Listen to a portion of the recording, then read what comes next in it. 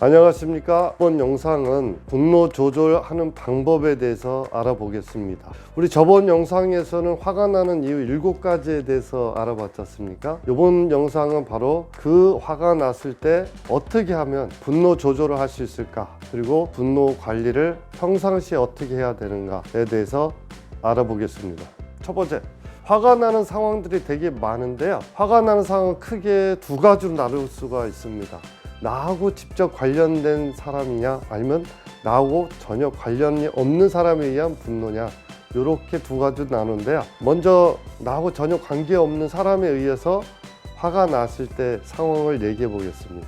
일단 공공장소나 식당에서 꼴불견을 볼 때 화가 납니다. 아니, 식당에서 자기가 전세를 냈나, 혼자 막 떠들고 난리를 치시고 막 이런 거 보면은 정말 화가 납니다. 아니, 같은 돈 주고 음식 먹는데 누구는 난리 치는데 스트레스 받잖아요.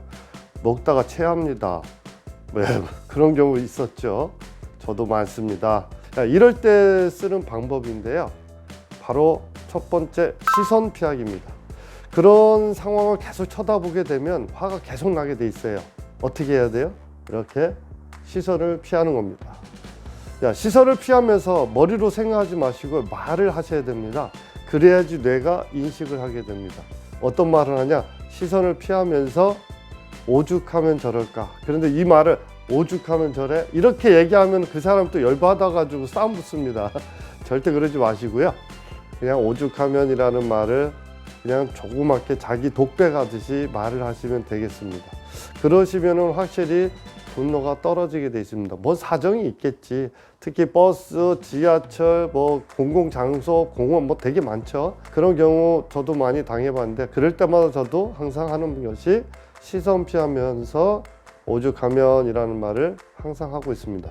연습을 해보시면 확실히 차이가 나죠. 2번째 크게 화가 나는 경우가 뭐냐면 나하고 직접 관련된 경우입니다. 뭐 친구하고 얘기하면서 화가 났거나, 아니면은 부부간에 얘기하다가 화가 나거나, 뭐 자녀가 얘기를 들어줄 때 또 갑자기 욱하고 또 화가 날 때가 있습니다. 이렇게 나하고 직접 관련돼 가지고 화가 났을 때는 어떻게 해야 되느냐, 이게 이제 중요합니다. 화가 나는 순간에 뭔가 덜커덕 올라오는 걸 느끼게 되죠. 그럴 때 많이 쓰는 단어가 바로 타임아웃입니다. 잠깐 멈춰, 이건데요, 어떻게 해야 되냐면, 미안하다 친구야, 잠깐만, 지금 내가 좀 머리가 아파서 그런데, 아니면 좀 가슴이 답답해서 그런데 한 5분 쉬었다가 얘기하면 안 될까? 나 좀 화장실 좀 갔다 오면 안 될까? 이런 식으로 좀 자리를 피하시는 게 중요합니다. 자리를 피하시고 나서요, 좀 볼일을 보시면서도 항상 어디에다 신경 쓰냐면은 호흡하는 자기 자신한테 집중하십니다. 어떻게 하냐? 코끝에다가 온 신경을 두시고요, 들숨과 날숨에 집중하십시오. 그리고 나는 지금 뭐 하고 있다 생각하는 게 아니고요, 호흡하는 자기 자신만 느끼십시오. 그냥 내가 호흡을 하고 있구나. 그래서 코끝에 지금 들어 마시고 그리고 내뱉는 것만 반복적으로 한 1, 2분 정도 하시면 확실히 불안이 떨어집니다. 분노도 떨어지고요. 또 하나는 뭐냐면은 바로 숫자 세기입니다. 복식 호흡을 크게 3번 하시고 나서 하나, 둘, 셋, 넷, 다섯, 여섯, 일곱, 여덟, 아홉, 10까지 쉬신 다음에 다시 한번 하나, 둘, 이렇게 반복적으로 딱 3번만 하시면 확실히 분노가 떨어지게 됩니다. 그리고 낮에 무슨 사건이 터져가지고 얘기하다가 화가 잔뜩 나가 참았어요. 비즈니스 관계니까 참은 그런 경우도 있죠. 그리고 집에 와서 생각해 보니 화가 너무 나는 거예요. 도저히 참을 수가 없어. 그러니까 이게 막 올라오죠. 그럴 때 하는 방법을 가르쳐 드리겠습니다. 바로 거울 보기입니다. 거울 앞에다 딱 놓으시고요, 아니면 화장대 앞에 앉으셔서 거울 속에 있는 나 자신을 보십시오.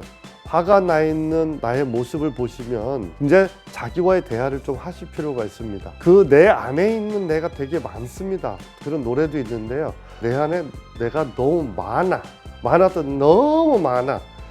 부정적인 나도 있고, 비관적인 나도 있고, 분노하는 나도 있고, 뭐 슬픈 나도 있고, 욕심이 많은 나도 있고, 욕망에 들끓는 나도 있고, 되게 많습니다. 그래서 내 안에 내가 워낙 많기 때문에 내가 나를 모른다라는 말이 있습니다.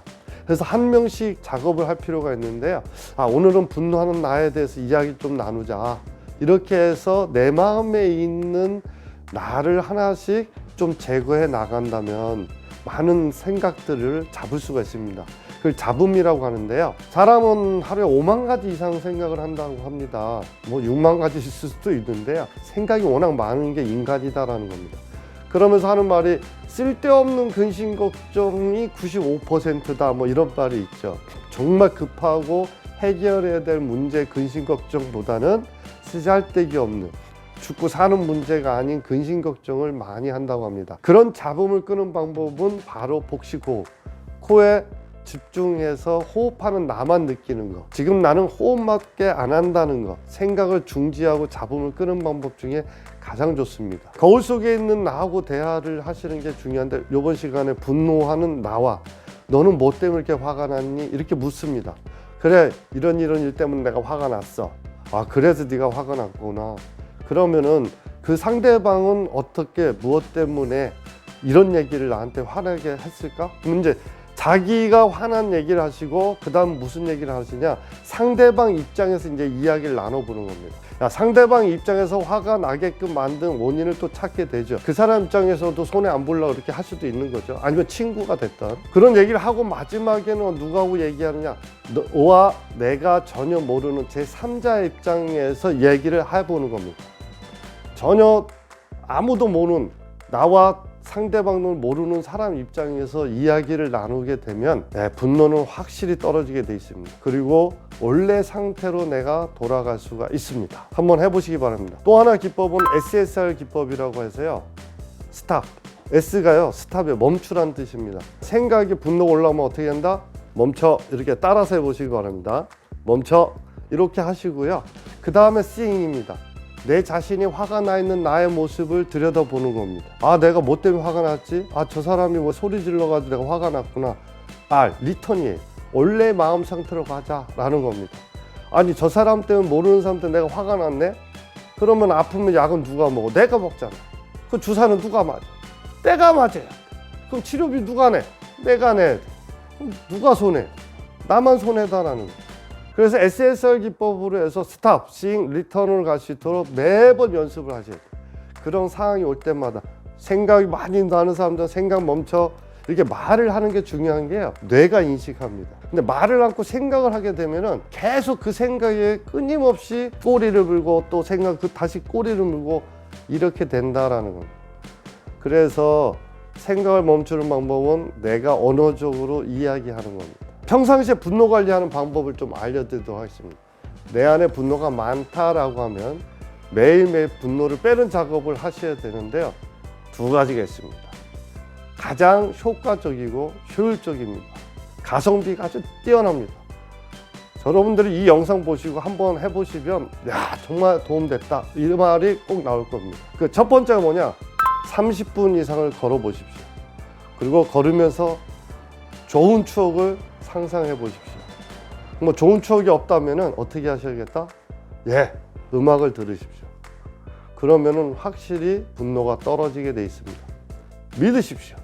연습을 하시고 꾸준히 하시면 되게 좋습니다. 또 분노 조절하는 방법, 평상시에 관리하는 방법을 알려드리도록 하겠습니다. 분노를 평상시에 어떻게 관리하느냐, 분노를 가장 빨리 해결하고 빼는 방법이 하나 있는데요. 그것은 바로 땀이 나면서 소리 나는 운동을 하는 겁니다. 이 땀이 나고 소리 나는 운동을 하시면 어떤 효과가 있냐면요, 몸에 쌓여있던 분노들을 땀으로 빼는 작업입니다.